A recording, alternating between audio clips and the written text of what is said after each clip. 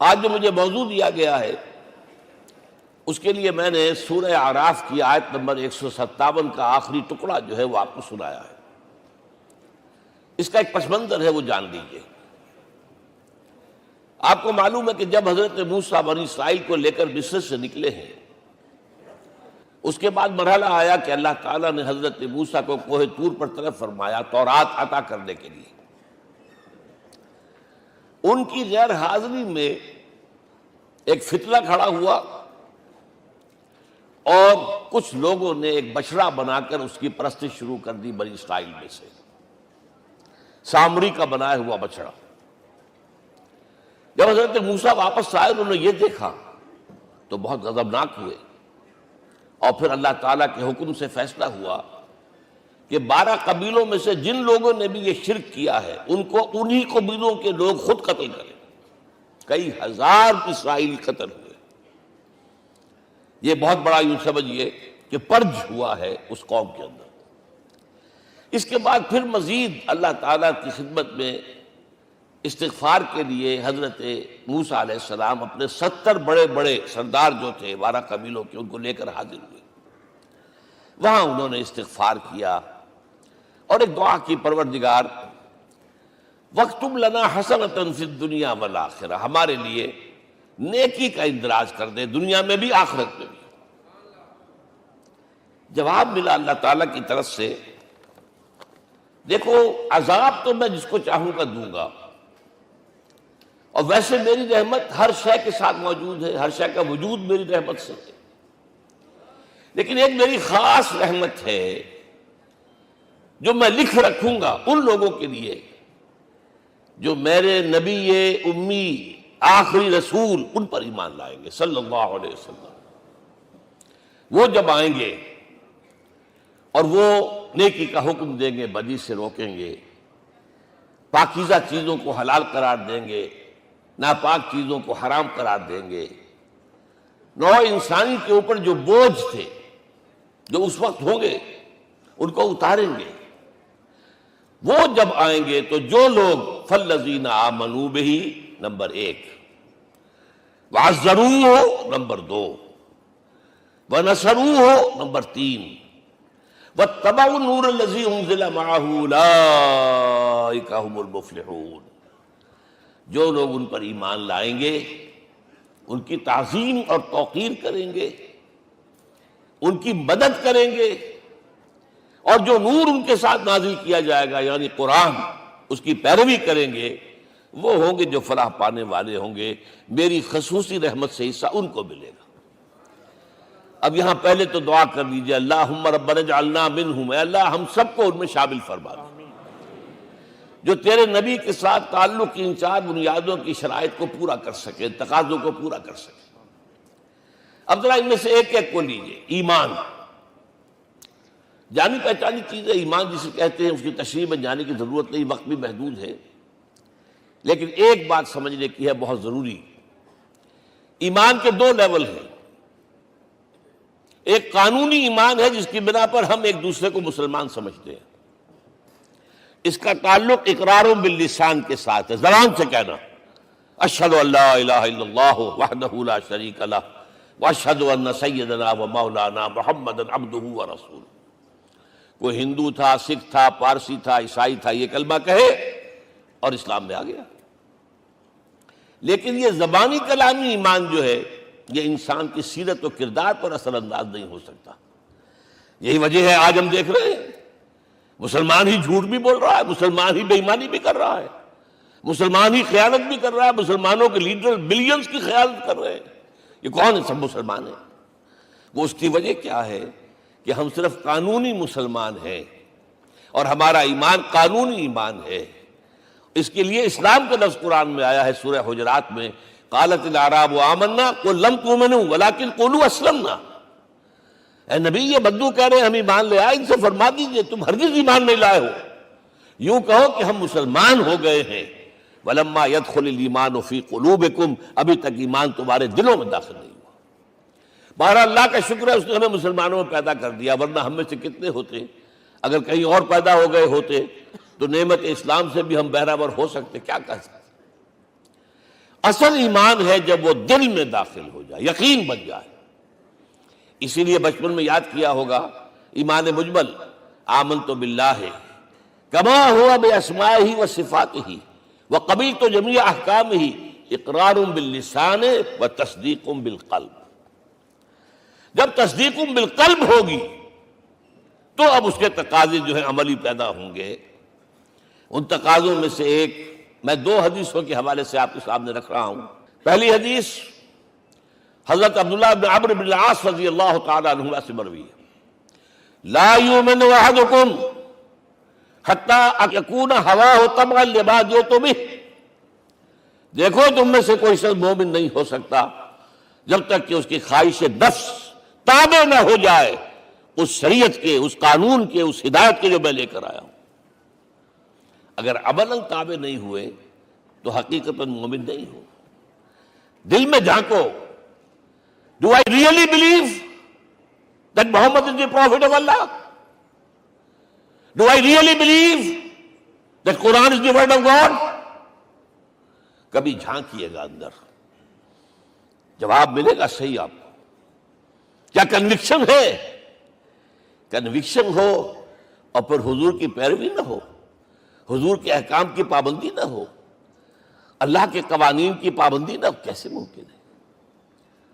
حضور تو فرماتے ہیں صلی اللہ علیہ وسلم، ایک ایسی بد اخلاقی اور کج خلقی پر صرف اسے کوئی گناہ کبیرہ بھی نہیں کہیں گے۔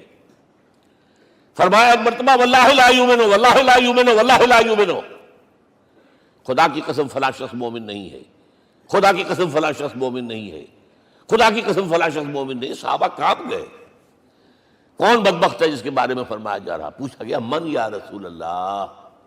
جواب سنیے اور اپنے غریب حالوں میں جھانکیے۔ وہ شخص الذی لا یامن جارہ بوائقہ، وہ شخص جس کی شرارتوں کی وجہ سے اس کا پڑوسی چین میں نہیں ہے، امن میں نہیں ہے، وہ مومن نہیں ہے، خدا کی قسم نہیں ہے، خدا کی قسم نہیں ہے۔ کیسے علیحدہ کر لیں گے اس ایمان کو اعمال سے اور ایمان کو اخلاق سے؟ آگے چلیے، وہ جو حدیث حضرت ابو ہریرہ سے، اور یہ متفق علیہ، صرف بخاری کی نہیں ہے، بخاری جمع مسلم، لا یؤمن احدکم حتی اکون احب الیہ من والدہ وولدہ والناس اجمعین۔ تم میں سے کوئی شخص مومن نہیں ہو سکتا جب تک کہ میں اسے محبوب تر نہ ہو جاؤں، اپنے باپ سے بھی، اپنے بیٹے سے بھی، اور تمام انسانوں سے۔ جھانک لیجئے دل میں، صورتحال یہ ہے یا نہیں ہے؟ کیوں محبوب ہو جائیں؟ اس لیے کہ آپ کے ذریعے ہدایت ملی ہے، آپ کے ذریعے ہم اللہ سے جڑے ہیں، اور آپ کو معلوم ہے دنیا میں کوئی شے ہدایت نہیں، نعمت نہیں ہے جب تک کہ نعمت ہدایت نہ ہو۔ اگر صحت اچھی ہے، ہدایت نہیں ہے، تو بدماشیاں کریں گے، کیا کریں گے؟ آپ کو معلوم ہے صحت اچھی جو ہے کدھر جا کے کھپے گی اگر ہدایت نہیں ہے۔ اگر دولت ہے، ہدایت نہیں، کیا کریں؟ گلچھرے اڑائیں گے، عیاشیاں کریں گے، لوگوں پر اپنی دولت کا روب گانٹیں گے۔ اولاد ہے، ہدایت نہیں ہے، یہ اولاد سہان روح بھی بن جائے گی کہیں آپ کے لیے۔ کوئی شے نعمت نہیں ہے جب تک کہ نعمت ہدایت نہ ہو، اور ہدایت ہمیں ملی محمد الرسول اللہ صلی اللہ علیہ وسلم کے ذریعے۔ تو آپ سے بڑھ کر محبوب کون ہوگا؟ اس کے ضمن میں ایک بڑا پیارا واقعہ آتا ہے۔ حضرت عمر سے پوچھتے ہیں حضور ایک مرتبہ، عمر تمہیں مجھ سے کتنی محبت ہے؟ اندازہ کیجئے کس قدر اپنائیت کسی سے ہوتی ہے تب یہ سوال ہوتا ہے، عمر تمہیں مجھ سے کتنی محبت ہے؟ عرض کیا حضور مجھے آپ دنیا کے ہر انسان سے زیادہ محبوب ہیں۔ فرمایا اور اپنی جان سے؟ ذرا سا توقف کیا، دل میں جھانکا، ہاں حضور اب میں یہ بھی کہتا ہوں کہ میری جان سے بھی زیادہ عزیز ہے مجھے۔ آپ نے فرمایا الان عمر اب پہنچے ہو جو مقام ہے، اب درکار ہے، جو مطلوب ہے۔ تو محبت اس درجے کی، اطاعت اس درجے کی اگر نہیں ہے تو ایمان نہیں ہے۔ ہاں قانونی ایمان ہے، اب مسلمان ہے، اللہ کا شکر ہے، بہت بڑا فضل ہے۔ اب اگلے بات پر آئیے، الضروح، ان کی توقیر، ان کی تعظیم کرے۔ یہ تعظیم کس درجے میں؟ اب وقت بہت کم ہے، میں صرف آپ کو سورہ حجرات ہی سے مثال دے رہا ہوں. فرمایا گیا یا ایھا الذین آمنوا لا ترفعوا اصواتکم فوق صوت النبی ولا تجہروا لہ بالقول کجہر بعضکم لبعض ان تحبط اعمالکم وانتم لا تشعرون.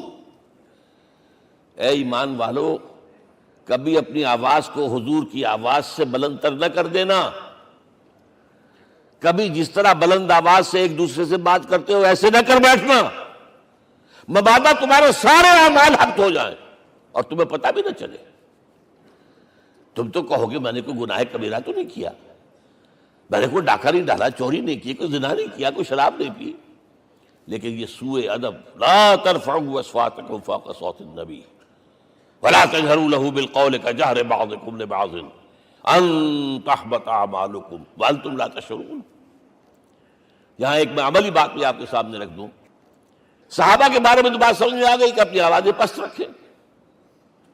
ہم کیسے کریں؟ ہمارا ایک طرز عمل ہونا چاہیے. اگر کسی گفتگو میں کوئی شخص کہ حضور نے یہ فرمایا ہے، کبھی یہ نہ کہے میں نہیں مانتا. ہاں توقف کر لیں، بھائی میں تحقیق کروں گا کہ واقعی یہ حدیث صحیح ہے یا نہیں ہے. ٹھیک، ضروری نہیں کہ جو کہہ دیں مان لیں آپ. محدثین نے کتنی محنتیں کر کر کے چھانٹی کی ہے. لہذا یہ، لیکن فوراً اگر آپ نہیں میں نہیں مانتا، یہ عقل کے خلاف ہے، یہ فلاں ہے، یہ وہ ہے، یہ ہے کہ جو آپ سوء ادب کے مرتکب ہو رہے ہیں نبی اکرم صلی اللہ علیہ وسلم کی بارگاہ میں. ہاں توقف کریں، غور کریں، تحقیق کریں، معلوم ہو کہ یہ حدیث پختہ نہیں ہے، مستند نہیں ہے، پھر دوسری بات ہے.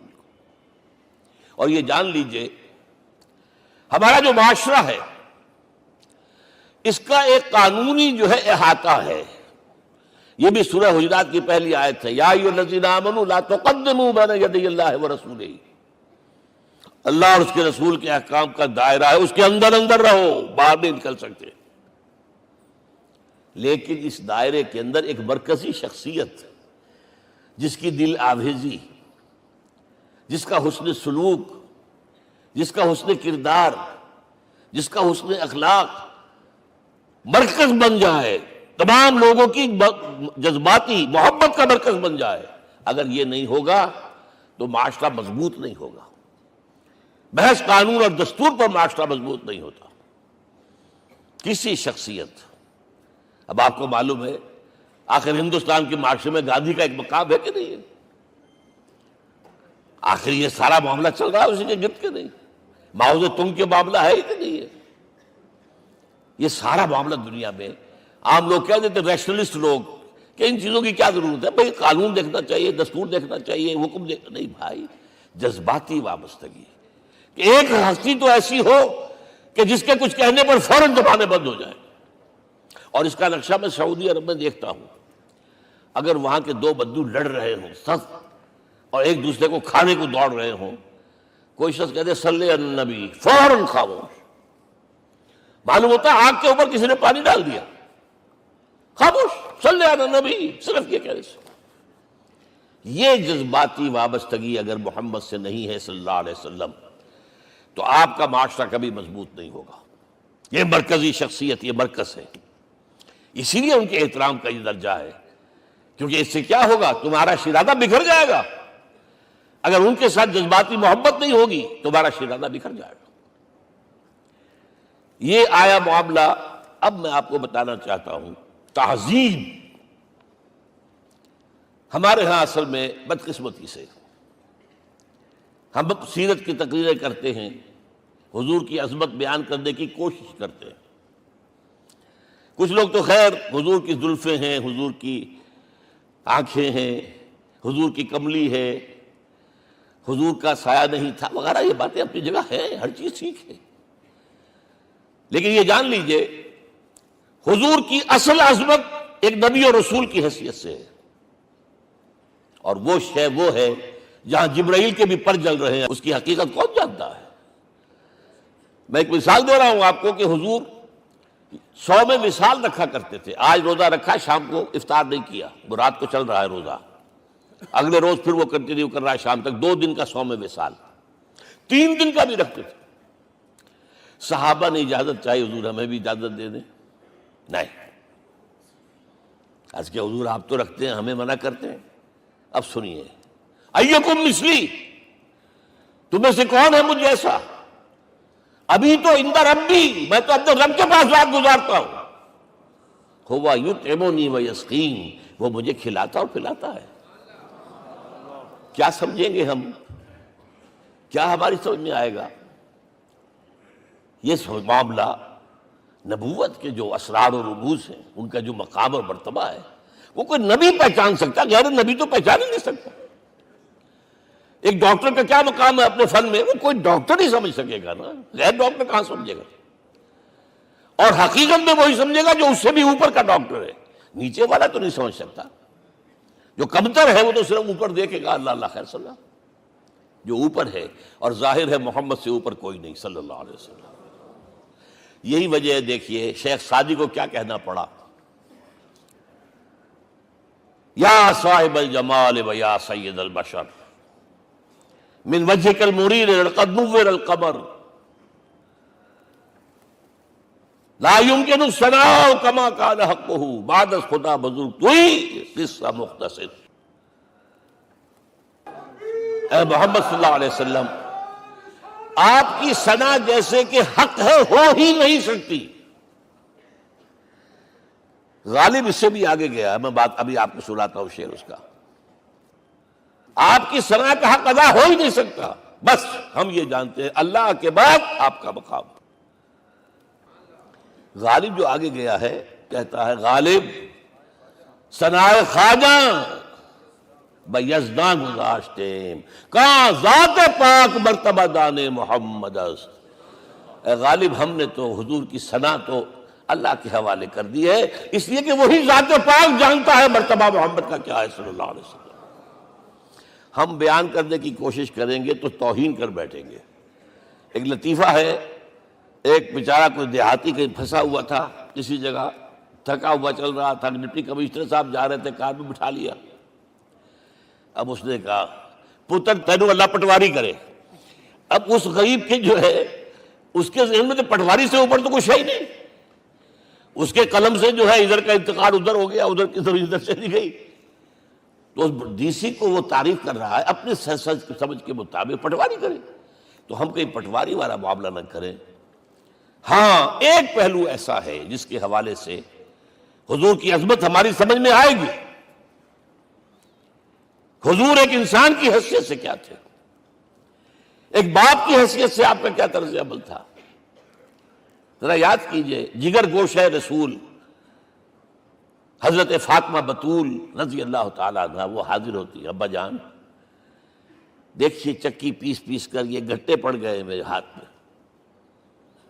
یہ کنویں سے پانی لاتی ہوں، مشکیزیں کہ یہاں پر بندیاں پڑ گئی۔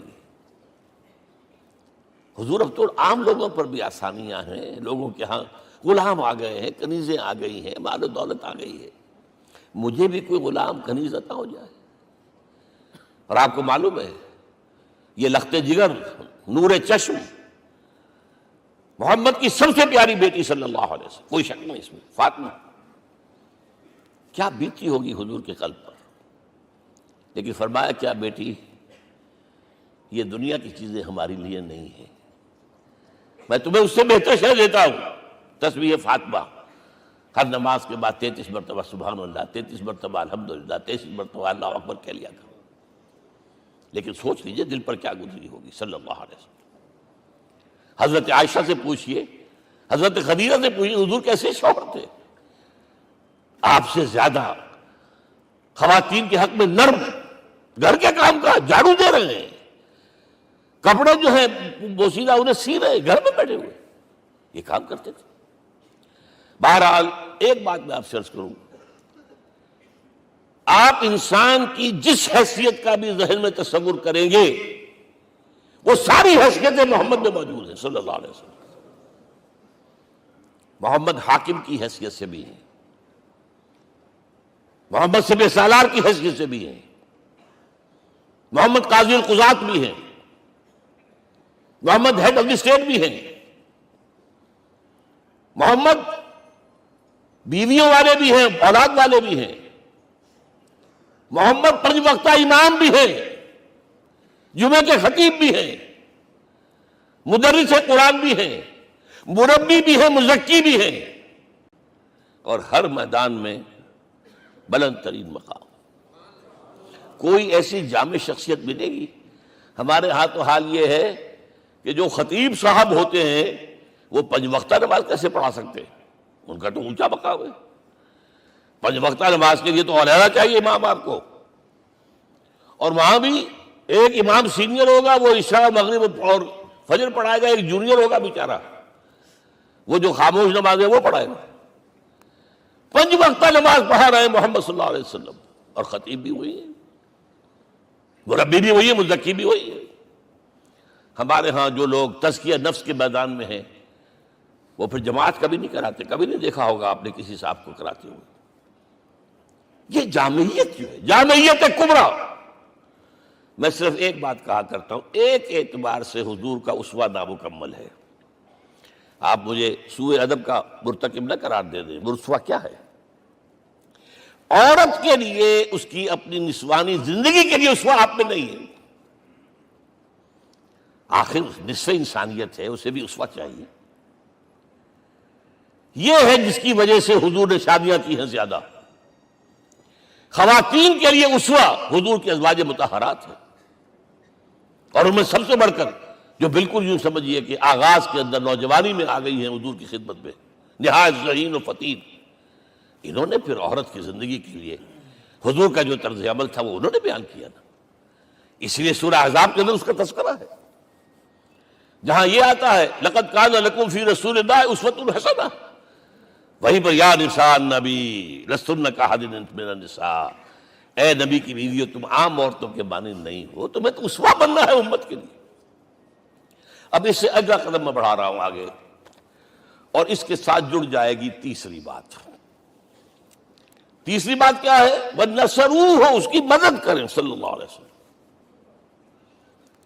پہلی بات تو یہ نوٹ کیجئے، حضور انتہائی غیور انسان تھے، انتہائی غیور۔ یہ کہا جاتا ہے کہ اگر حضور گھوڑے اس میں سوار ہوتے تھے اونٹ پر، اور آپ کا کوڑا نیچے گر گیا تو آپ یہ کسی سے نہیں کہتے تھے کہ ذرا یہ میرا کوڑا مجھے پکڑا دینا، یہ بھی گوارا نہیں تھا۔ آپ اونٹ بٹھا کر نیچے اتر کر اپنا کوڑا خود اٹھاتے تھے۔ کسی سے اپنے ذاتی کام کے لیے کوئی مدد مانگنا امکان ہی نہیں۔ بلکہ ایک واقعہ تو وہ ہے جب بھی میں تذکرہ کرتا ہوں میری آنکھوں میں آنسو آ جاتے ہیں۔ یہ ہجرت کے وقت کا واقعہ ہے۔ آپ کو معلوم ہے حضور نے تمام مسلمانوں کو مکے سے جانے کی اجازت دے دی، چلے جاؤ مدینے، چلے جاؤ مدینے، آپ خود تھے موجود، اس لیے کہ رسول اپنے مقام کو نہیں چھوڑ سکتا وداؤٹ ایکسپریس پرمیشن فرام اللہ سبحانہ و تعالی۔ اب حضرت ابوبکر پوچھ رہے ہیں حضور اجازت آ گئی؟ نہیں آئی، آ گئی نہیں آئی، دن گزر رہے ہیں۔ حضرت عائشہ کی روایت ہے کہ ایک روز ہم نے دیکھا دوپہر کے وقت آ رہے ہیں حضور، کپڑے سے اپنا سر جو ہے ڈھانپا ہوا ہے۔ عرب میں دوپہر کے وقت وزٹ کرنا جو ہے یہ ان کے خلاف دستور ہے، ان کی تہذیب کے خلاف، یہ قیلولے کا وقت ہوتا۔ تو حیران ہوئے، آتے ہی فرمایا ابوبکر ہجرت کی اجازت ہو گئی۔ اب انتہائی خوشی سے اور بڑی امید میں کہ بڑی شاباش ملے گی، حضرت ابوبکر فرماتے عرض کرتے ہیں حضور میں نے 2 اونٹیاں تیار کر رکھی ہیں، خوب کھلا پلا کے انہیں فرما کیا ہوا ہے، یہ ہجرت میں ہمارے کام آئے گی۔ حضور تھوڑا سا توقع فرماتے ہیں، پھر کہتے ہیں اچھا ٹھیک ہے، ایک میں استعمال کروں گا لیکن میں اس کی قیمت ادا کروں گا۔ حضرت ابوبکر رو پڑے، حضور مجھ سے یہ مغایرت، سائے کے طرح کے ساتھ رہنے والا، اس سے یہ مغایرت، ذرا سے اشارے پر اپنی کمسن بیٹی پیش کر دی نکاح کے اندر، اس سے یہ مغایرت، رو پڑے۔ لیکن حضور کی اپنی غیرت تھی، میں قیمت دوں گا۔ اب بتائیے مدد کا کے لیے درکار تھی؟ مدد تھی ان کے مشن کے لیے۔ مشن 2 حصوں میں تھا، اس کو جانیے، آج کچھ علمی باتیں آ رہی ہیں۔ حضور کے مشن کے 2 حصے، ایک ابتدائی جو تمام انبیاء اور رسول کا تھا، ایک تکمیلی جو صرف محمد کا صلی اللہ علیہ وسلم۔ ابتدائی کیا ہے؟ اللہ کی طرف دعوت، تبلیغ۔ جو دعوت قبول کر لیں ان کے لیے بشارت، بشیر کہ تمہارے لیے آخرت میں جنت ہے، نعمتیں ہیں۔ رد کر دیں ان کے لیے نذیر، خبردار کرنے والے، جہنم کے لیے تیاری کر لو۔ داعی اللہ، اللہ کی طرف بلانے والے، سراجا منیرا، روشنی کے چراغ۔ یہ حیثیتیں مشترک ہے تمام انبیاء کرام۔ تمام انبیاء بشیر بھی تھے، نذیر بھی تھے، داعی بھی تھے، سراج منیر بھی تھے، اگرچہ ان تمام حیثیتوں میں بھی حضور کا سب سے اونچا مقام علیحدہ نمایاں ہے، لیکن حیثیتیں بنیادی طور پر مشترک ہیں۔ ایک حیثیت تکمیلی، اور وہ کیا ہے؟ اے نبی، جو دین آپ کو دیا گیا ہے صرف تبلیغ نہیں، صرف تعلیم نہیں، اس کو قائم کر کے دکھاؤ ایک نظام زندگی کی حیثیت سے۔ 3 مرتبہ قرآن میں یہ الفاظ حضور کے لیے آئے ہیں، هو الذی ارسل رسولہ بالہدی ودین الحق لیظہرہ علی الدین کلہ۔ 3 دفعہ سورہ توبہ میں یہ الفاظ آئے، سورہ صف میں یہ الفاظ آئے، سورہ فتح میں یہ الفاظ آئے۔ وہی اللہ جس نے بھیجا ہے اپنے رسول کو صلی اللہ علیہ وسلم، الہدا، قرآن حکیم، ہدایت کاملہ، اور نمبر 2 دین حق۔ یہ 2 چیزیں دے کر بھیجا، کس لیے؟ تاکہ اس دین کو غالب کرے پورے نظام زندگی پر۔ یہ معاملہ ذرا سوچئے، اور یہ حضور کے لیے 3 دفعہ، اور کسی اور نبی کے لیے 1 دفعہ بھی نہیں۔ قرآن مجید کے اس نقطے کو ذہن نشین کر لیجیے۔ اصل میں یہ کیا ہے؟ اسے ہم یوں کہیں گے، ایک ہے نبوت و رسالت، ایک ہے تکمیل نبوت و رسالت۔ ہمارے ہاں ختم نبوت کے اوپر تو زور دیا گیا ہے، اور صحیح دیا گیا ہے، ایمان کا ہمارا جز ہے۔ حضور کے بعد کسی نے بھی دعویٰ کیا نبوت کا، وہ جھوٹا، کذاب، دجال۔ جس نے مانا وہ بہرحال دائرہ اسلام سے خارج ہے، اور جو بھی کچھ ہوا کرے وہ۔ یہ چونکہ قانونی بات تھی، اس لیے اس کا حق ادا کیا علماء کرام نے۔ واقعہ یہ ہے کہ اس میں کوئی کمی نہیں رکھی، لیکن حضور کی فضیلت اس میں نہیں ہے۔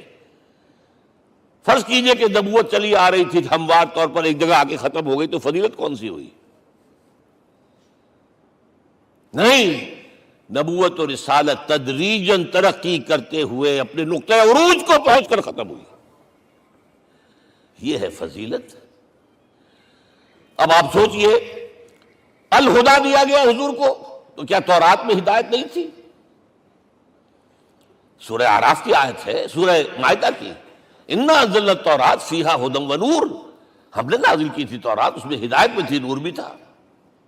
ہم مانتے ہیں اللہ کی کتاب تھی۔ وہی فرمایا ہے انجیل فیہ ھدی ونور، اس میں ہدایت بھی تھی، نور بھی تھا۔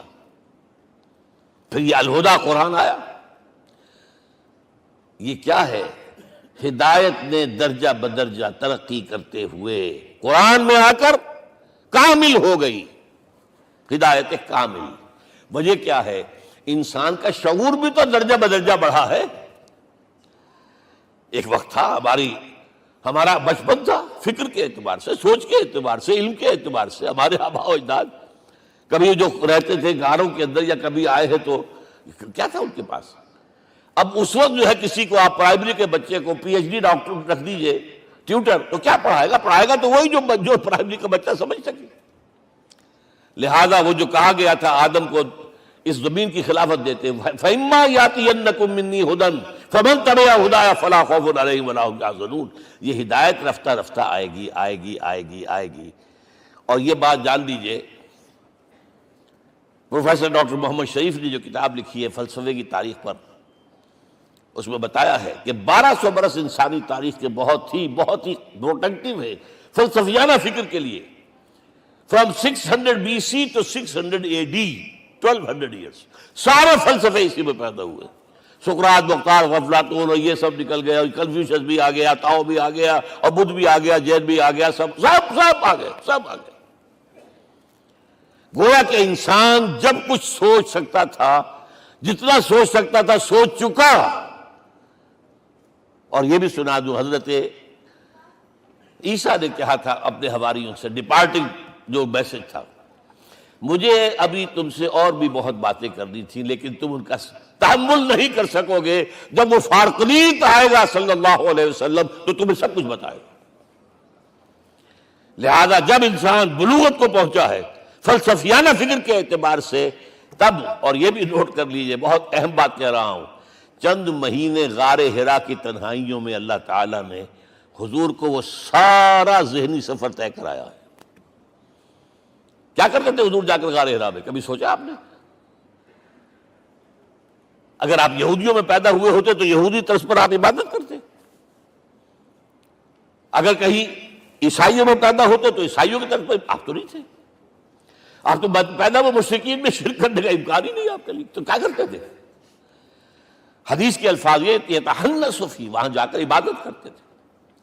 اب شارحین حدیث نے بہت عمدہ لکھا ہے، کان صفت تعبدہ فی غار حرا التفکر والاعتبار، غار حرا میں آپ کی عبادت فکر، غور و فکر، تفکر و اعتبار، جس کی میں تعبیر یہ کر رہا ہوں، جس کو کہا کبھی اکبر الہ آبادی نے، خدا کے کام دیکھو بعد کیا ہے اور کیا پہلے، نظر آتا ہے مجھ کو بدر سے غار حرا پہلے۔ تم غار حرا کو نہیں جانتے؟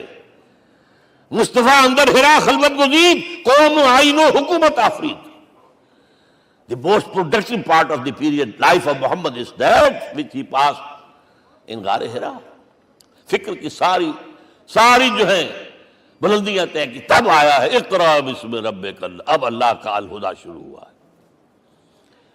اچھا، اسی طرح نمبر 2، دین حق مکمل ہوا ہے۔ ورنہ جب ہم کبھی غاروں میں رہتے تھے کسی میونسپلٹی کا بھی سوال نہیں، نظام کسے کہیں گے؟ پھر یہ ہے کہ قبائلی نظام آیا، چلیے ایک شیخ ہے اس کا کہنا ماننا ہے سب کو، کچھ نظام تو بن گیا نا، اور نظام جہاں آئے گا جکڑ بندی ہو جائے گی۔ اب تم فلاں قبیلے کے شخص ہو، اس کا قبیلے کا سردار یہ، تمہیں حکم ماننا پڑے گا، اس قبیلے کی روایت یہ، تمہیں پیروی کرنی پڑے گی، you have to do it whether you like it or not۔ پھر آپ کی سٹی اسٹیٹس وجود میں آئی، پھر امپائرز وجود میں آ گئے، 400-500 برس سے رومن امپائر، 400-500 برس سے ایرانین امپائر عرب کے اوپر ایسے تھی جیسے افغان کے سر کے اوپر بہت بڑا جو ہے پگڑ رکھا ہوتا ہے۔ کتنا بڑا ہوتا ہے؟ وہ کسی نے شعر کہا بھی تھا، مجھے تو اب یاد نہیں، کہ سر پہ باندھے ہوئے پورا افغانستان۔ میرا خیال ہے ضمیر جعفری۔ تو کیا تھا یہ جزیرہ نما عرب؟ یہ جزیرہ کہلاتا، الجزیرہ، الجزیرہ، اس لیے کہ نیچے آپ کو معلوم ہے بحیرہ عرب، ادھر جو ہے خلیج آ رہی ہے آخر تک، ادھر سے بحیرہ قلزم جا رہا ہے، اور پھر خلیج عقبہ آ گئی ہے، تو یہ سارا جو ہے جزیرہ نما ہے، اس سے پیننسولا۔ لیکن عرب اوپر 2 اور ہیں، عراق عرب، شام عرب۔ عراق عرب پر قبضہ ایران کا، شام عرب پر رومیوں کا۔ اور جب یہ سلطنتیں بن گئیں تو گویا کہ انسان شکنجے میں آ گیا۔ ظلم، محنت کرے کسان، عیش کرے جاگیردار، اور بادشاہ محل بنائے، لگان وہاں سے آ رہا ہے۔ از جفائے دے خدایاں کشتے دہ خانہ خراب، کرگے پر بیٹھا ہوا کوئی کھدر بن رہا ہے، ٹیکس دو۔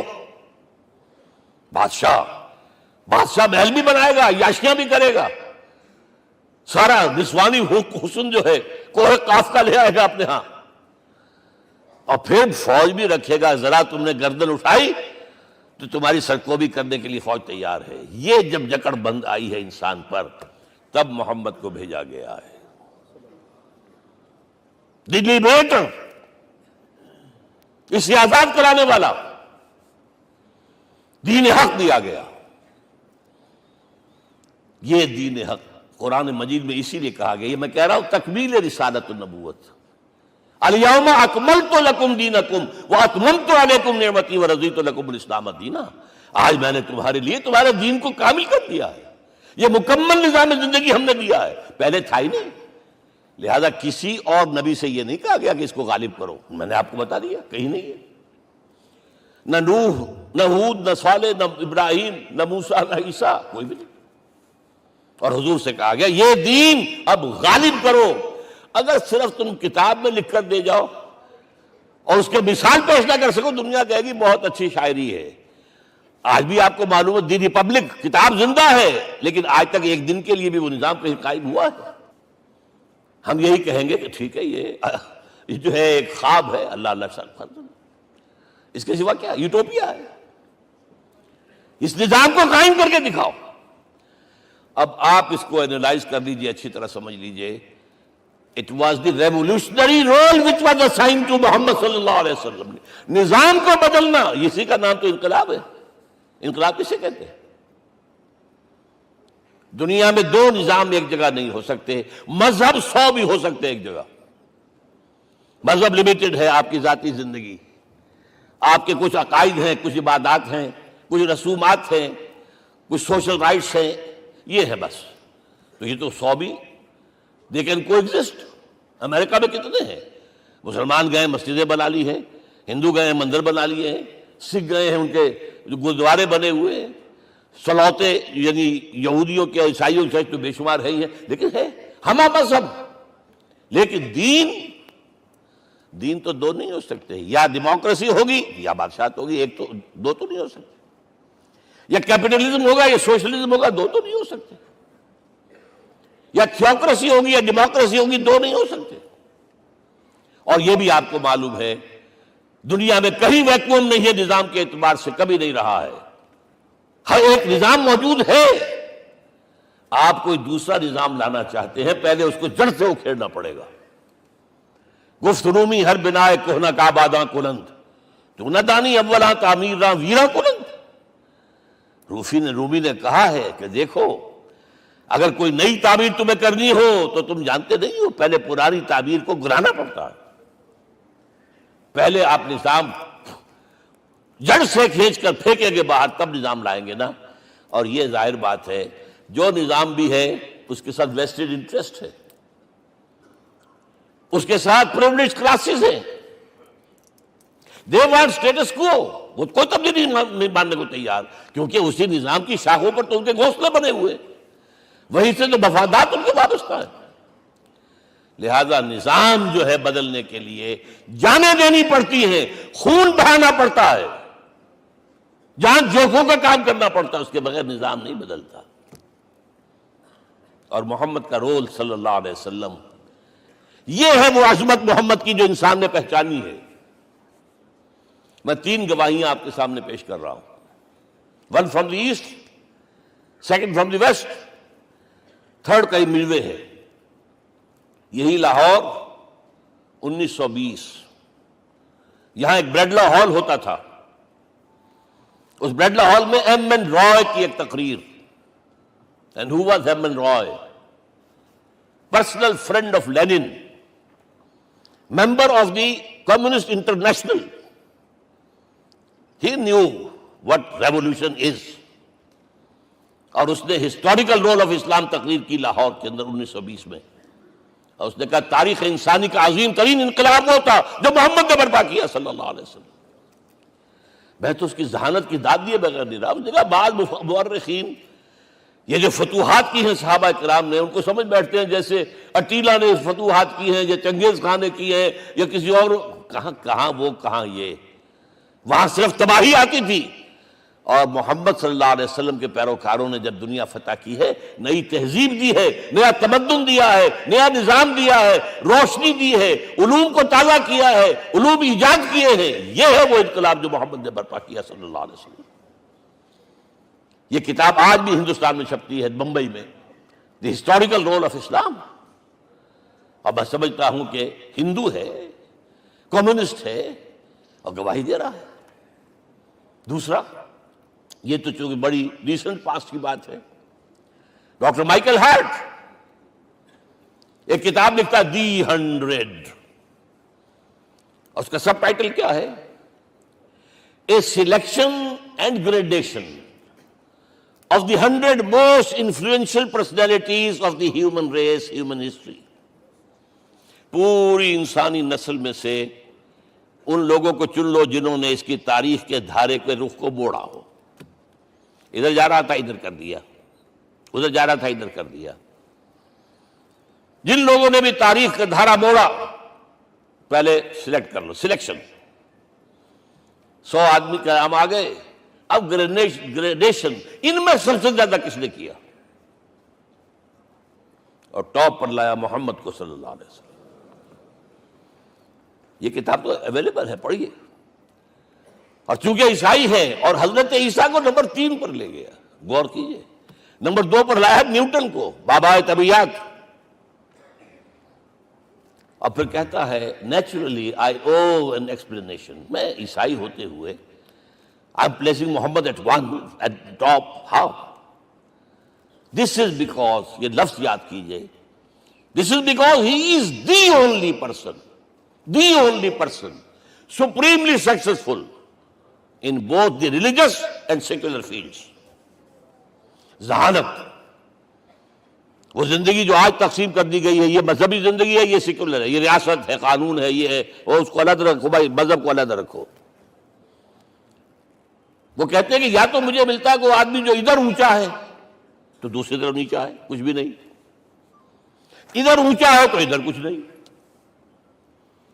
روحانیت میں، دین میں، اخلاق میں عیسیٰ سے اوپر کون جائے گا؟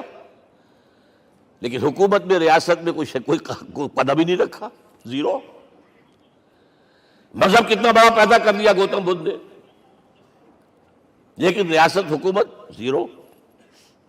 اور بڑے سے بڑے جو ہیں شہنشاہ اور بڑے سے بڑے کانکرس، کوئی چلا آیا ہے. آپ سوچئے جو گریک آ رہا ہے، جو سکندر اعظم کہاں سے چل کر مقدونیہ سے کہاں پہنچ گیا؟ بیاس تک. اٹیلا کہاں سے پہنچ گیا؟ مشرق سے مغرب تک. لیکن مذہب و اخلاق کے اندر زیرو نہیں بلکہ مائنس ویلیو لانی پڑے گی. ایک ہی انسان ہے، آپ کم سے کم give credit to his honesty. ایک ہی انسان، دو ہے ہی نہیں. He is the only person supremely successful in both the religious and the secular fields. اب آئیے تیسری میں گواہی دے رہا ہوں ایک ایسے شخص کی جو ویسے شاتم رسول ہے، گالیاں دی ہیں اس نے، بدترین گالیاں دی ہیں، رقیق حملے کی، جیسے رشدی نے کیے ہیں، ایسے تسلیمہ نسرین نے کیے ہیں، سب اس طرح کے کیے ہیں. وہ ایچ جی ویلز ہے، فکشن سٹوری رائٹر، ہسٹورین بھی ہے. 2 کتابیں ہیں اس کی تاریخ پر، تاریخ انسانی عالم، short history of the world and concise history of the world. جو رقیق حملے کیے ہیں میں اس کا ذکر نہیں، ذکر اس لیے کر دیا کہ معلوم ہے وہ دشمن ہے، دوست نہیں ہے. اگر کسی کا دوست ہوگا تو تعریف کرے گا. وہ دشمن ہے، میں اسٹیبلش کرنا چاہتا ہوں، ہی از انیمی. اور عربی زبان کا ایک مقولہ یہ ہے کہ الفضل ما شہدت بہ الاعداء، فضیلت تو وہ ہوتی ہے جس کی گواہی دشمن دے. جب وہ آیا ہے concise history of the world میں، چیپٹر آخری حضور کا، جو حضور کے چیپٹر میں جو آخری بات خطبہ حجۃ الوداع کو کوٹ کیا ہے، لا فضل لعربی علی عجمی ولا لعجمی علی عربی ولا لأحمر علی اسود ولا لأسود علی احمر الا بالتقوی.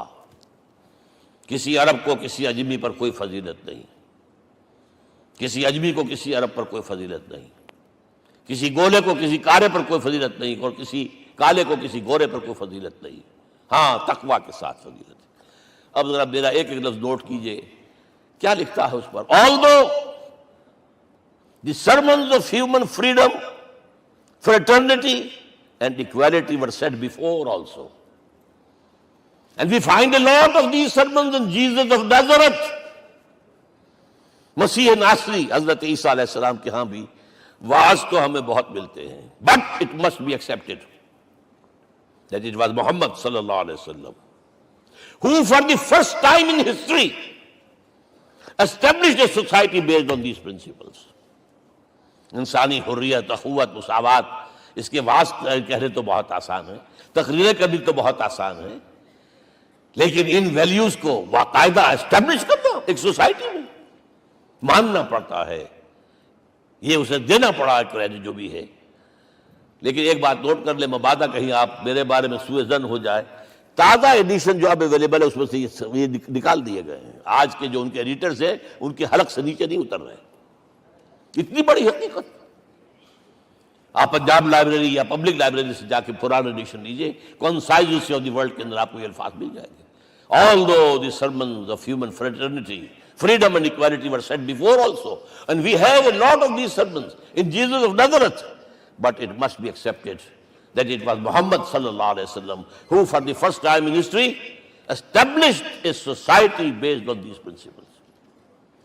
اب یہ جو مشن میں نے آپ کے سامنے رکھا، ایک بنیادی مشن قرآن کی تبلیغ کرو، تبلیغ کرو، تبلیغ کرو، تبلیغ کرو. یا ایھا رسول بلغ ما انزل الیک من ربک وان لم تفعل فما بلغت رسالتہ. نمبر 2، جو دین حق دیا اسے غالب کرو، قائم کرو، نافذ کرو، اس کی مثال پیش کرو دنیا کے سامنے. ان دونوں میں مدد درکار تھی محمد الرسول اللہ کو. جیسے حضرت مسیح نے کہا تھا، وَإِذْ قَالَ عِيسَىٰ ابْنُ مَرْيَمَ لِلْحَوَارِيِّينَ مَنْ أَنصَارِي إِلَى اللَّهِ، کون ہے میرا مددگار اللہ کی راہ میں. جیسے کہ اللہ فرماتے سورہ حدید میں، بڑی پیاری آیت ہے، بڑی ریولوشنری آیت ہے، بلکہ میں لفظ استعمال بڑی ننگی انقلابی آیت ہے قرآن مجید کی. اتنا صاف اللہ تعالیٰ ہی سچ بول سکتا ہے، کوئی اور تو ضرور کہیں نہ کہ اس کے اوپر کوئی کپڑا ڈال کے بات کرے گا. آیت نمبر 25 آف سورۃ الحدید، لقد ارسلنا رسلنا بالبینات، ہم نے اپنے رسولوں کو بھیجا واضح نشانیوں کے ساتھ، معجزات کے ساتھ. وانزلنا معهم الکتاب والمیزان، ان کے ساتھ کتاب اتاری، شریعت اتاری، میزان اتاری، نظام اتارا. لِيَقُومَ النَّاسُ بِالْقِسْطِ، تاکہ لوگ عدل پر قائم ہوں. اس لیے کتاب کیوں بھیجی، رسول کیوں بھیجے، نبی کیوں بھیجے، وحی کیوں بھیجی؟ تاکہ لوگ عدل پر قائم ہوں. یہ اس سے بڑی آیت کوئی ہوگی؟ عدل اجتماعی، سوشل جسٹس. اب اگلا ٹکڑا پڑھیے، وَأَنزَلْنَا الْحَدِيدَ، ہم نے لوہا بھی اتارا ہے، فِيهِ بَأْسٌ شَدِيدٌ، اس سے اسلحہ بنتا ہے، جنگی قوت ہے. وَلِيَعْلَمَ اللَّهُ مَن يَنصُرُهُ وَرُسُلَهُ بِالْغَيْبِ، اور اللہ دیکھ لینا چاہتا ہے کون ہے اس کے وفادار بندے جو لوہے کی طاقت کو ہاتھ میں لے کر اللہ اور اس کے رسول کی مدد کرتے ہیں. دین اللہ کا، اسے قائم کرنا اللہ کی مدد ہے، اسے قائم کرنا محمد کا فرض ہے، اس کے جد و جہد کرنا محمد کی مدد ہے صلی اللہ علیہ وسلم. یہ تھی نصرت. اور یہ نصرت آپ کو معلوم ہے حضور کی زندگی میں صحابہ نے کرام نے کی ہے کہ نہیں کی؟ جو شخص ایمان لایا فوراً داعی بن گیا، فوراً. ابو بکر ایمان لائے، اور 6 جو ہیں عشرہ مبشرہ میں سے چوٹی کے صحابہ، وہ ان کی دعوت پر ایمان لائے. سعد ابن ابی وقاص، طلحہ، زبیر، عثمان، سعید ابن زید، یہ سب کون ہیں؟ حضرت ابو بکر کی دعوت. نوجوان ہیں. مصعب بن عمیر کو گھر سے نکال دیا چچا نے، اور برہنہ کر کے نکالا ہے کم وقت نے، اس لیے کہ باپ مر گیا تھا، بہت دولت چھوڑ گیا تھا. ماں نے بڑے ناز و نام میں پالا تھا. کہتے ہیں 200 درہم کا جوڑا اس کا بن کر آتا تھا شام سے. جیسے کبھی ہم کہتے تھے کہ پنڈت نہرو کے کپڑے جو ہے پیرس سے سل کر آتے ہیں. اور جہاں سے گزر جاتا تھا مصعب، اتنا اس نے لگایا ہوتا تھا عطر کے پوری گلی جو ہے وہ خوشبو سے جو ہے بھر جاتی تھی. چچا نے بلایا، تم جو یہ گلچھرے کر رہے ہو اپنے باپ کی دولت پر نہ، اور تم اسے کہتے ہو کافر، نکل جاؤ گھر سے. وہ چلنے لگے. He was a teenager. چلنے لگے. وہ سمجھا تھا کہ میرے یہ کہنے سے اس کے تو اس کو تارے نظر آ جائیں گے، یہ فوراً جو ہے توبہ کرے گا، پلٹ آئے گا. چلنے لگے تو اسے اور غصہ آیا، یہ کپڑے بھی اسی باپ کے ہیں، اتارو. وہی اتارے کپڑے. مادرزاد برہنہ ہو کر ماں کے پاس گئے. ماں نے آنکھوں پر ہاتھ رکھا، وہ سب کیا ہوا ہے؟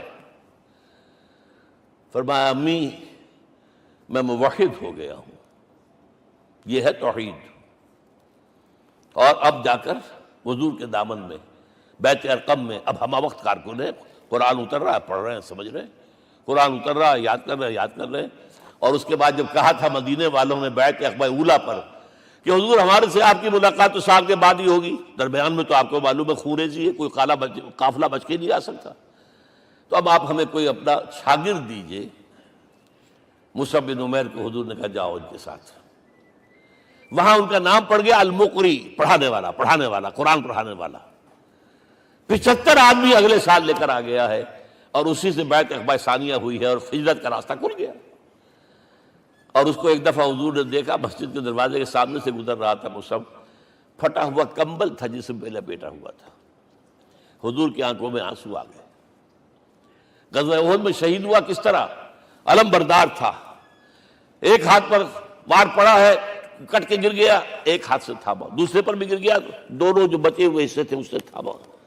پھر جب ختم ہو گئے، اس کے بعد جو ہے جب دفن کر رہے تھے تو حضور کے سامنے پرابلم لایا گیا۔ مصعب کے جسم پر تو کوئی کپڑا ہی نہیں تھا سوائے ایک چادر کے، ایک دھوتی، اللہ اللہ خیر اللہ۔ اور شہید کا کفن ہوتا ہے اس کا اپنا لباس۔ حضور وہ اتنا چھوٹی ہے وہ چادر کہ پاؤں ڈھانپتے ہیں تو سر کھل جاتا ہے، سر ڈھانپتے ہیں تو پاؤں کھل جاتے ہیں۔ فرمایا سر کو ڈھانپ دو کپڑے سے اور پیروں پر گھاس ڈال دو۔ That was the last dress which Musab got۔ تو یہ لوگ جو تھے محمد رسول اللہ والذین معہ، یہ ساتھی حضور کے جنہوں نے حضور کے مشن میں آپ کا ساتھ دیا۔ اور ایک خاص مرحلے کا تو میں آپ کے سامنے ذکر ہی کر دوں، اس لیے کہ دین کی اقامت، دین کا غلبہ، اس میں تو جہاد اور قتال آئے گا لا محالہ۔ Nobody is going to allow you to change the system۔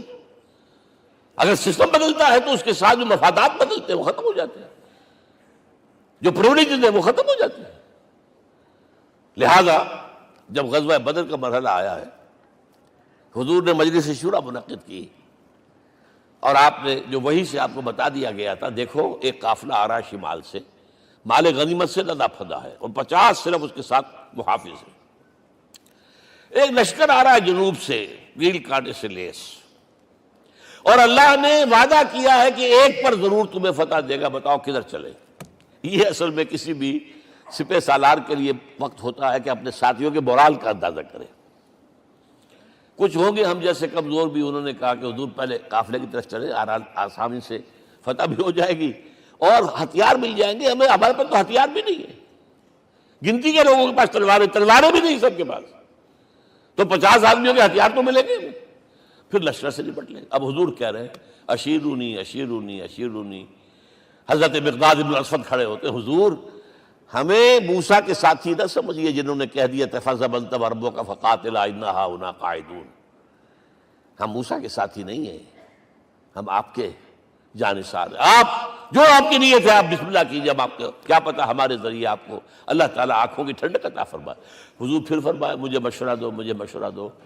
تب خیال آیا سعد ابن عبادہ رضی اللہ تعالیٰ عنہ کو، جو رئیس انصار تھے، ہو نہ ہو یہ ہماری طرف روئے سخن ہے، کیونکہ بیعت عقبہ ثانیہ جس کے نتیجے میں ہجرت ہوئی ہے اس میں طے یہ ہوا تھا کہ اگر یہ مکے والے مدینے پر حملہ آور ہوں گے آپ کو ختم کرنے کے لیے، ہم آپ کی حفاظت ایسے ہی کریں گے جیسے اپنے بیوی بچوں کی۔ اور ابھی مدینے پر حملہ ہوا نہیں ہے، حضور پری ایمپٹ کر رہے ہیں، باہر نکل کے مقابلہ کرنا چاہ رہے ہیں، تو گویا کہ انصار کور نہیں ہوتے اس کے اندر، اس لیے بار بار اشیرونی، مجھے مشورہ دو۔ اب سعد بن عبادہ کھڑے ہوتے ہیں، کأنک تعنینا یا رسول اللہ صلی اللہ علیہ وسلم، اے اللہ کے رسول شاید آپ کا روئے سخن ہماری جانب ہے، فإنا آمنا بک وصدقناک، ہم آپ پر ایمان لا چکے ہیں، ہم نے آپ کی تصدیق کی، اب ہمارے پاس چوائس کون سا ہے؟ اگر آپ آگے چلیں ہم پیچھے چلیں گے، اگر برق الغباد تک پہنچیں گے ہم اپنی اونٹنیوں کو دبلا کر دیں گے، یمن کا آخری شہر جو ہے برق الغباد، اور اگر آپ ساحل سمندر پر کھڑے ہو کر اپنی سواری سمندر میں ڈالیں گے ہم بھی ڈال دیں۔ بہرحال یہ مراحل ہیں کہ جن سے گزر کر حضور نے اللہ کے دین کو غالب کیا اور قائم کیا، اور اس ہر سطح پر، ہر مرحلے پر صحابہ کرام نے آپ کا ساتھ دیا، جہاں آپ کا پسینہ گرا وہاں انہوں نے اپنی خون کی ندیاں بہا دی۔ محمد رسول اللہ والذین معہ اشداء علی الکفار رحماء بینہم، یہ ہے در حقیقت عظمت محمد صلی اللہ علیہ وسلم۔ آج کے دور میں سمجھ لیجیے اچھی طرح، یہ دور جس کا کہ فاتح ہے حضور، فاتح سے مطلب افتتاح کرنے والے، اس دور میں اجتماعی نظام کی اصل اہمیت ہے۔ اجتماعی نظام غلط ہے، ایکسپلائٹیٹو ہے، تقسیم دولت کا نظام غلط ہے، کیا ہوگا؟ ایک طرف دولت جمع ہوگی، ایکومولیشن آف ویلتھ، ایک طرف بھوک، افلاس، فاقہ ہوگا۔ شاہ ولی اللہ دہلوی کہتے ہیں کہ جس معاشرے میں تقسیم دولت کا نظام غلط ہو جائے، یہ دو دھاری تلوار ہے، دو دھاری، دونوں طرف کاٹتی ہے۔ ایک طرف دولت جمع ہوگی تو عیاشیاں ہوں گی، بدماشیاں ہوں گی، کچھ چرے ہوں گے، وہ بھی خراب، معاشرے کے لیے خراب۔ اور ایک طرف فقر ہوگا اور بھوک ہوگی اور فاقہ ہوگا، یہ بھی خراب۔ اس لیے کہ حضور فرماتے ہیں کاد الفقر و یکون کفرا، فقر تو انسان کو کفر کی حد تک پہنچا دیتا ہے، لہذا فق کو کل نظام کو توڑنا ہوگا۔ یہ الفاظ شاہ ولی اللہ دہلوی رحمۃ اللہ علیہ کے، جو 12ویں صدی ہجری کے مجدد ہیں۔ اس نظام کو بدلنا، اب آپ سوچئے حضور صلی اللہ علیہ وسلم نے جب اپنے اس مشن کی تکمیل کر لی، تو میں اب دو باتیں آپ کو بتا رہا ہوں۔ چونکہ حضور کی بعثت صرف عرب کے لیے نہیں تھی، صرف عربوں کے لیے نہیں تھی، صرف ملک عرب کے لیے نہیں تھی۔ اگر یہ ہوتا تو آپ کا کام مکمل ہو گیا تھا، پورے عرب میں اللہ کی حکومت قائم ہو گئی، ایک ایک شخص تک قرآن پہنچ گیا۔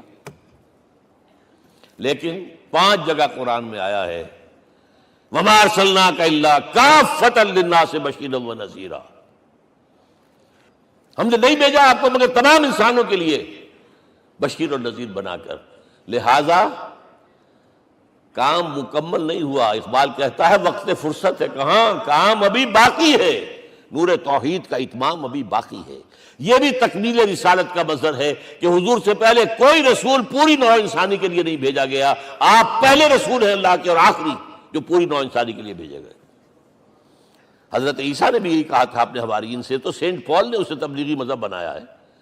انجیل میں اب بھی الفاظ موجود ہیں کہ I have been sent in search of the lost sheep of the house of Israel، میں تو اسرائیل کے گھرانے کی کھوئی ہوئی بھیڑوں کی تلاش میں بھیجا گیا ہوں، صرف بنی اسرائیل کے لیے۔ قرآن بھی کہتا ہے رسولا الی بنی اسرائیل، واحد رسول ہیں جو پوری دنیا کے لیے بھیجے گئے۔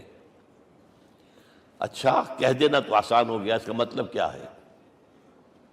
جب تک پوری دنیا پر اللہ کا دین غالب نہ ہو، محمد کا مقصد بعثت ہنوز شرمندہ تکمیل ہے، اور یہ ہوگا، اس کی خبر دی ہے۔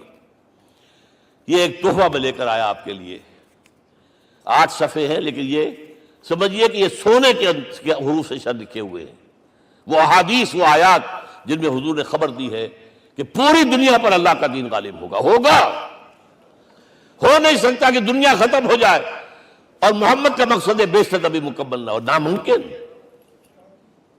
ان آیات کو پڑھیے، ان میں پھر احادیث پڑھیے۔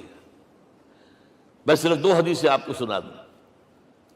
ایک میں حضور نے اپنے زمانے سے لے کر قیامت تک کے 5 ادوار گنائے ہیں، آپ پڑھ لیجیے گا، ٹیکسٹ ہے یہ، اور خدا کے لیے اس کی قدر کیجیے گا، یہ آیات ہیں، احادیث پھینک نہ دیجیے خدا کے لیے کہیں۔ اور اس کے اندر جو ہے اس وقت کے جو مایوسی کے اندھیارے ہمارے اوپر چھائے ہوئے ہیں، اس کا علاج ہے کہ نہیں، اور بھی دور فلک ہیں ابھی آنے والے، ناز اتنا نہ کریں ہم کو ستانے والے۔ بہرحال حضور نے جب اپنا مشن عرب کی حد تک مکمل کر لیا تو اب ایک بات نوٹ کیجئے، خطبہ حجۃ الوداع 1.25 لاکھ کا بجوا، حضور نے اپنے اس خطبے میں اپنی تعلیمات کے جو اہم نکات تھے انہیں اور دہرایا 3 مرتبہ ایک بات کی ہے۔ لاؤڈ سپیکر تو تھا نہیں، پہلے آپ ادھر رخ کرتے تھے، آپ کہتے تھے کچھ، ادھر لوگ آدمی آگے کھڑا ہوا اس کو آگے پہنچاتا اور آگے پہنچاتا تھا، پھر آپ سامنے رخ کر کے کہتے تھے، پھر بائیں طرف رخ کر کے 3 مرتبہ، ایک لفظ 3 مرتبہ۔ آخر میں ایک سوال کیا ہے، الا هل بلغت، دیکھو لوگوں میں نے پہنچا دیا یا نہیں؟ کیونکہ قرآن میں تحدید آئی تھی، اے نبی، یا ایھا النبی بلغ ما انزل الیک من ربک وان لم تفعل فما بلغت رسالتہ، اے نبی جو کچھ تم پر نازل کیا گیا اللہ کی طرف سے پہنچا دو، اور اگر نہیں کیا تو رسالت کا حق ادا نہیں ہوگا۔ اور اس میں سورہ اعراف کی آیت نمبر 6 اگر پڑھ لیں، فَلَنَسْأَلَنَّ الَّذِينَ أُرْسِلَ إِلَيْهِمْ وَلَنَسْأَلَنَّ الْمُرْسَلِينَ، ہم ان سے بھی پوچھیں گے جن کی طرف رسولوں کو بھیجا، اور رسولوں سے پوچھیں گے ہم نے تمہارے پاس اپنا پیغام پہنچایا تھا، تم نے پہنچایا کہ نہیں لوگوں کو؟ اس لیے حضور نے گواہی لی، الا هل بلغت، دیکھو میں نے پہنچا دیا کہ نہیں؟ اور جواب کیا ملا؟ انا نشہد انک قد بلغت رسالۃ وادیت الامانۃ ونصحت الامۃ وکشفت الغمۃ، ہم گواہ ہیں حضور آپ نے رسالت کا حق ادا کر دیا، امانت کا حق ادا کر دیا، ہماری خیر خواہی کا حق ادا کر دیا، اور گمراہی کے اندھیرے جو ہے انہیں چھانٹ کر رکھ دیا۔ اب آپ نے آسمان کی طرف نگاہ کی، انگشت شہادت سے وہی 3 مرتبہ اللہم اشہد اللہم اشہد اللہم اشہد، اللہ تو بھی گواہ ہے، یہ مان رہے۔ یہ ہے سائی آف ریلیف، یہ بوجھ جو میرے کندھے پر آیا تھا اِنَّا سَنُلْقِي عَلَيْكَ قَوْلًا ثَقِيلًا، یہ اب منتقل ہو گیا، اب امت کو منتقل ہوا۔ لہذا آخری لفظ کیا تھا؟ فَلْيُبَلِّغِ الشَّاهِدُ الْغَائِبَ، اب جو یہاں موجود ہیں ان کا فرض ہے کہ پہنچائیں ان کو جو یہاں نہیں ہے۔ میں صرف تمہارے لیے رسول نہیں ہوں، ایک ایک فرد نوع بشر تک دنیا میں جو اس وقت ہے، اور ایک ایک فرد نوع بشر جو آخر تک آئے گا قیامت تک، اس تک قرآن پہنچانا تمہارے ذمہ ہے۔ ہم نے نہیں پہنچایا، اسی لیے آج ہم اللہ کے عذاب میں ہیں۔ آج کیوں ذلیل کے کل تک نہ تھی پسند گستاخی فرشتہ ہماری جناب میں؟ 1.5 بلین مسلمان، لیکن عزت نام کی کوئی شے ہے؟ G7 G9 G11 G13 G15 کوئی مسلمان بھی ہے ان میں؟ نہ 3 میں نہ 13 میں، نہ G7 میں نہ G15 میں، نن۔ اتنی بڑی تعداد، سیکیورٹی کونسل میں کسی سیٹ کی امید ہے؟ نن۔ آپ کے وسائل پر ان کا قبضہ ہے، آپ کی ٹیکسیشن کے احکام وہاں سے آ رہے ہیں۔ ریٹ بڑھاؤ، چینی کے اس کے بڑھاؤ، اور فلاں کے بڑھاؤ، اور بجلی کے بڑھاؤ، اور تیل کے بڑھاؤ، کیا ہو رہا ہے؟ کیوں دلیل ہے؟ اور نمبر 2، آج دنیا میں خون اگر بہ رہا ہے تو صرف مسلمان کا ہو گیا، مانند آب ارضا مسلمان کا لہو۔ 60 سال سے کشمیر اور فلسطین، پھر درمیان میں صومالیہ، چچنیا، کوسوو، یہ سب بوسنیا، پھر آپ کو معلوم ہے فلپائنز، پھر جو کچھ ہوا افغانستان میں، اور جو کچھ ہوا اب ہو رہا ہے، جو کچھ ہوا عراق میں۔ یہ کیوں ہے؟ We are criminals number 1. We have not done our duty. ہم نے قرآن کو اپنا امام نہیں بنایا، دوسروں کے سامنے کیا پیش کریں گے؟ ہمارا اپنا سارا نظام سود کے اوپر مبنی ہے۔ بہرحال پہلا فرض یہ ہے، اب اس کو پہنچاؤ، اور یہاں تک فرمایا بلغوا عنی ولو آیۃ، پہنچاؤ میری جانب سے چاہے ایک ہی آیت، preach on my behalf۔ یہ کام جو ہے، جو کہا گیا تھا، واقعہ یہ کہ میں 50 برس سے کر رہا ہوں، یہ آج کی بات نہیں ہے۔ تکمیل اور تدوین فن میں جو بھی حفیظ کا حصہ ہے، نصف صدی کا قصہ ہے، 2-4 برس کی بات نہیں۔ میں میڈیکل کالج کے زمانے سے درس قرآن دے رہا ہوں، جب یہ طلبہ کے اجتماعات کے درمیان درس قرآن ہوتا تھا، جماعت اسلامی کا رکن تھا تو درس قرآن ہوتا تھا، اور اس کے بعد سے میری زندگی کا بیشتر وقت اس میں لگا، بیشتر اور بہتر۔ یہ حضور کا حکم ہے، پہنچاؤ میری جانب سے چاہے ایک یاد پہنچاؤ۔ اچھا، نمبر 2، اب حکم دیا گیا، اس کی مثال میں دے رہا ہوں آپ کے سامنے۔ جب ایران کے ساتھ جنگ شروع ہوئی ہے تو سپہ سالار افواج ایران رستم نے وفد بلایا ایک، اے عربو، تم پہلے بھی ہم پر حملے کیا کرتے تھے، لیکن پہلے لوٹ مار کر کے واپس چلے جاتے تھے۔ یہ جان لیجئے، یہ ہسٹری کا ایک موقع ہے خاص، کہ ایک سیٹلڈ سویلائزیشنز ہوتی ہیں، اور ایک وہ جو رہتے ہیں سطح مرتفع پر، وہاں پانی نہیں ہوتا، وہ فصل کہاں سے آ جائے گی؟ یا ریگستان میں جو وہاں بستے ہیں وہ کیا کرتے ہیں؟ وہ وقتاً فوقتاً جاتے ہیں، جپٹا مارتے ہیں، لوٹ مار کرتے ہیں، لے کر وہاں سے دولت آتے ہیں، اسی پر ان کی گزارا تھا۔ تو پہلے بھی آیا کرتے تھے، لوٹ مار کر کے چلے جاتے، اس دفعہ پیچھا بھی چھوڑ رہے، وجہ کیا؟ ایسی پیاری، یہ کئی روایتوں میں آیا ہے، الفاظ مختلف ہو سکتے ہیں۔ جو مسلمان وفد کا سربراہ تھا اس کا جواب سنیے، انا قد ارسلنا، دیکھو رستم، پہلے ہم خود آتے تھے، اب ہمیں بھیجا گیا ہے۔ اللہ نے بھیجا محمد کو، محمد نے بھیجا ہمیں صلی اللہ علیہ وسلم۔ کس لیے؟ لنخرج الناس من ظلمات الجہالت الى نور الایمان ومن جور الملوک الى عدل الاسلام۔ اس لیے بھیجا گیا ہمیں کہ نوع انسانی کو شرک اور کفر کی جہالتوں سے نکال کر ایمان کی روشنی میں لائیں، اور بادشاہوں کے ظلم و ستم کے پنجے سے نجات دلا کر عدل اسلام. دیکھو ہمارا خلیفہ چٹائی پر بیٹھتا ہے عمر رضی اللہ تعالیٰ عنہ، اس کے تو کوئی خدم و حشم نہیں ہے، کوئی باڈی گارڈ نہیں ہے. ایک آیا تھا سفیر ایران کا، مدینے میں آ کر گھوما پھرا، کوئی محل نظر نہیں آیا اسے. پوچھتا ہے مسلمانوں سے اینا ملک، بھائی تمہارا بادشاہ کہاں ہوتا ہے؟ جواب ملا لیسا لنا ملکن بل لنا امیر، ہمارا کوئی بادشاہ نہیں، ہمارا امیر ہے. کہاں ہے بھائی؟ ہمارے بیت المال کے کچھ اونٹ گم ہو گئے تھے کہ بھائی ملے نہیں، ہمارا خلیفہ تلاش کرنے گیا. اب اس نے کسی کو لیا ہوگا آئیڈینٹیفائی کر سکے، ڈھونڈ کر جا کر ایک جگہ دیکھا، دھوپ تیز ہو گئی تھی، حضرت عمر تھک گئے تھے، لہذا ایک درخت کے سائے میں اپنے کوڑے کا تکیہ بنا کر لیٹے ہوئے استراحت فرما رہے ہیں. کوئی خادم نہیں، کوئی خدم و حشم نہیں، کوئی باڈی گارڈ نہیں.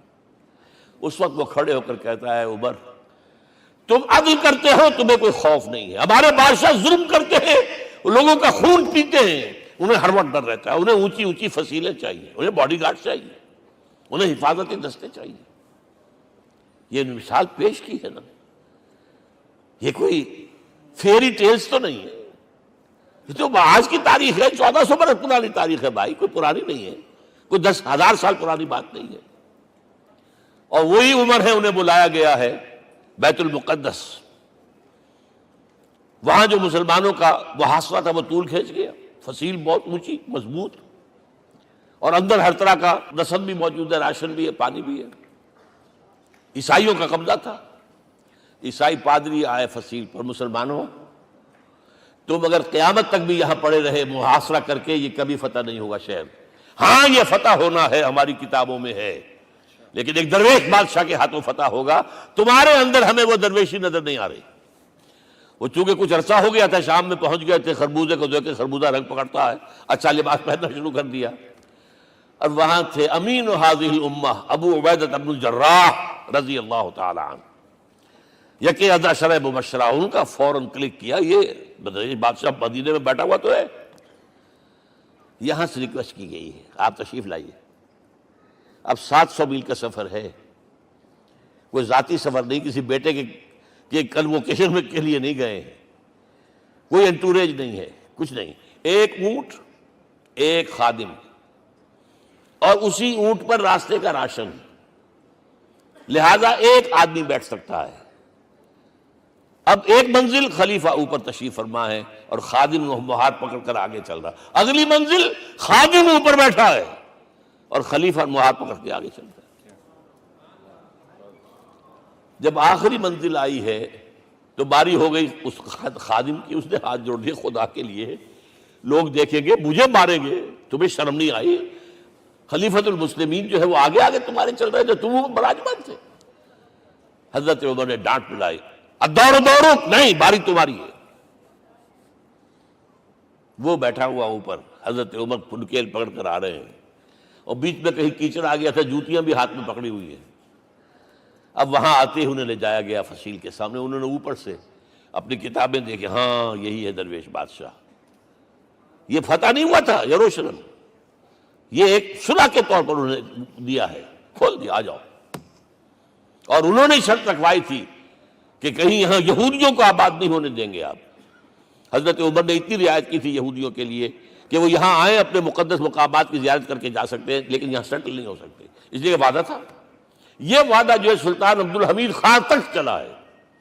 بڑی سے بڑی رشوت پیش کی تھی زائنسٹ نے، تمہارے سارے قرضے ہم ختم کر دیں گے، تم جو ہے ہمیں فلسطین میں آباد ہونے کا حق دے دو. نہیں، جو معاہدہ عمر کا تھا اس میں کوئی ترمیم نہیں کر سکتا. تو یہ مثالیں ہیں جو پیش کی گئی ہیں. میں تو کہا کرتا ہوں، جب میں نے پڑھا تھا کہ کرنل جمال عبد الناصر کی بیٹی سائیکل پر جاتی ہے کالج، کیو این لائی کی بیٹی بھی سائیکل پر کالج جاتی ہے، احساس ہوا تھا عظمت ہے نا آخر، چاہے وہ کسی غیر میں ہو. اور واقعہ یہ ہے کہ میں بیان کرنے سے رہ نہیں سکتا. جب میں نے لال بہادر شاستری کے بارے میں سنا، he had no house in the whole of India. یہ تو بھارت کی ڈیموکریسی کا ایک معجزہ ہے. A person who doesn't own a house in the whole length and breadth of India, and he rose to the position of Prime Minister. ہمارے ہاں کسی میونسپلٹی کا جو ہے ممبر نہیں بن سکتا، اس کی بیوی اپنے گھر میں خود کھانا پکاتی تھی، کوئی ملازم نہیں تھا۔ اور جب ہارٹ اٹیک ہوا ہے تاشقند میں، تو وہ جو مرتبہ بات کی ہے اس نے ماتا جی سے کی ہے، بیوی سے نہیں کی۔ یہ ہماری مشرقی روایات ہیں، ماں کا مقام۔ لیکن یہ تمام مثالیں جو ہیں، پوری نوع انسانی 10 مرتبہ پیدا ہو کر ختم ہو جائے، حضرت عمر والی مثالیں نہیں لا سکتے۔ رات کو گشت کر رہے ہیں، ایک جگہ سے رونے کی آواز آئی، معلوم ہوا کہ بچے ہیں، بھوکے ہیں، رو رہے ہیں۔ ماں سے پوچھا گیا کیا معاملہ ہے؟ کہ کیا کروں، کچھ نہیں ہے، میں نے یہ آنڈی چڑھا دی ہے، چولہے کے اوپر آگ جلا دی ہے، بچوں سے کہا بھائی کچھ پک رہا ہے، ذرا انتظار کرو، سو جائیں گے۔ کانپ گئے، ایسے گئے سیدھے بیت المال، آٹے کی بوری اپنے غلام سے کہا میرے کندھے پر رکھ، میں لے چلتا ہوں۔ نہیں، قیامت کے دن تم میرا بوجھ نہیں اٹھا سکو گے۔ اپنے کندھے پر بوری رکھ کر لائے ہیں، کھانا پکوایا، کھلایا بچوں کو۔ اب اگر حضور یہ کہے کہ سید القوم خادم ہوں، تو یہ حقیقت تھی کہ نہیں تھی؟ ورنہ اگر یہ مثال نہ آتی تو کہتے جی شاعری تو اچھی ہے، بہت اچھا شعر کہہ دیا، کوئی سردار بھی کبھی خادم ہوا ہے۔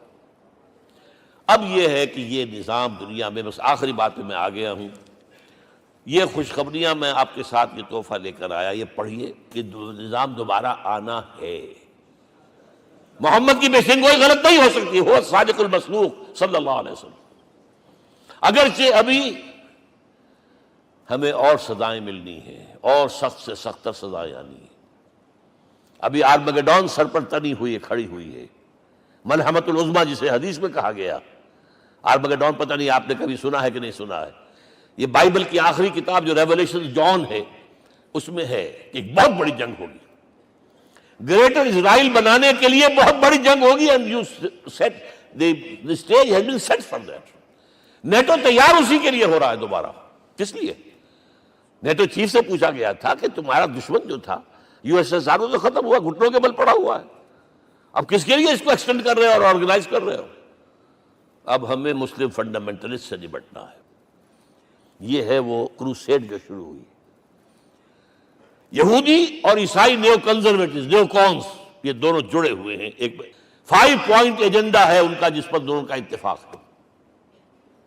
تو ابھی ہم پر بڑے برے وقت آنے ہیں، ہمیں سزائیں ابھی اور ملنی ہیں، لیکن ٹیبلز ول بی ٹرنڈ، دنیا میں اللہ کا دین قائم ہوگا، چاہے ابھی اور اپس اینڈ ڈاؤنز آئیں گے، لیکن ہوگا، لیکن ہوگی، وہ وقت آئے گا اللہ کا دین قائم ہوگا پوری دنیا میں۔ ایک حدیث میں آپ کو سنانے چلا تھا، حضرت ثوبان سے رضی اللہ تعالیٰ عنہ، مسلم شریف کی روایت ہے۔ حضور نے فرمایا ان اللہ زوالی الارض، اللہ نے میرے لیے پوری زمین کو لپیٹ دیا۔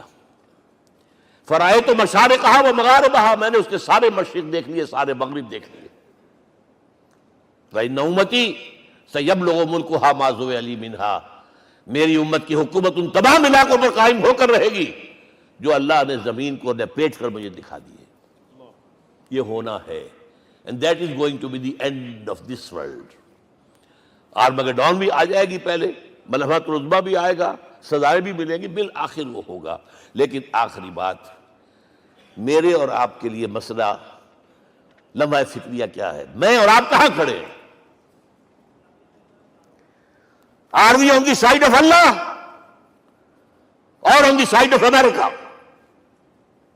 بہرحال یہ تو جو اپس اینڈ ڈاؤنز آنے ہیں، میرے اور آپ میں سے ہر شخص کے سوچنے کی بات یہ ہے، یہ تو انقلاب تو آئے گا، حضور کے ذریعے سے آیا، کچھ لوگ حضور کے ساتھی بن گئے، ان کی دنیا بن گئی، آخرت بن گئی، قیامت میں کے بعد جو کچھ ملنا ہے اللہ تعالیٰ روح و ریحان و جنت النعیم۔ کچھ رہ گئے کہ چاہے سگا چچا تھا محروم رہ گیا، ابو لہب۔ آج بھی یہ قافلہ ادھر چل رہا ہے۔ اقبال نے بالکل ٹھیک کہا ہے کہ دنیا کو ہے پھر مار کا روح و بدن پیش، تہذیب نے پھر اپنے درندوں کو ابھارا، اللہ کو پابر دیے مومن پہ بھروسہ، ابلیس کو یورپ کی مشینوں کا سہارا۔ اور صحیح کہا ہے، آخری بات جو کہہ رہا ہوں، ایک نکتہ میرا رہ گیا ہے، وَاتَّبَعُوا النُّورَ الَّذِي أُنزِلَ مَعَهُ، چوتھی بات، اور یہ کہ وہ لوگ جو اس نور کا اتباع کریں گے کہ جو ان کے ساتھ نازل کے قرآن، اس لیے کہ قرآن ہی ذریعہ ہے، آلہ انقلاب ہے۔ قرآن انسانوں کو بدلتا ہے، افراد کو، افراد مل کر جماعت بن کر وہ جو انقلاب برپا کرتے. بٹ انڈیویجول چینج، اقبال کے الفاظ میں چوں بجا در رفت جہاں دیگر شود. یہ قرآن اگر کسی کے باطن میں اتر جاتا ہے تو اس کے اندر انقلاب آ جاتا ہے. He is a change person from within. واتبعوا النور الذی انزل معہ. لیکن آخری دور کے بارے میں یہ چند اشعار سنا رہا ہوں. شب گریزاں ہوگی آخر جلوہ خورشید سے، یہ چمن معمور ہوگا نغمہ توحید سے، ہو کر رہے گا. اور پھر دلوں کو یاد آ جائے گا پیغام سجود، پھر جبیں خاک حرم سے آشنا ہو جائے گی. اور آنکھ جو کچھ دیکھتی ہے لب پہ آ سکتا نہیں. میں وہ حیرت ہوں کہ دنیا کیا سے کیا ہو جائے. آب روان کبیر تیرے کنارے کوئی دیکھ رہا ہے کسی اور زمانے کے خواب. وہ زمانہ آنا ہے، لیکن دیکھنا یہ ہے کہ میرا اور آپ کا اس میں کتنا حصہ ہے. اقول قولی ھذا واستغفر اللہ لی ولکم ولسائر المسلمین والمسلمات.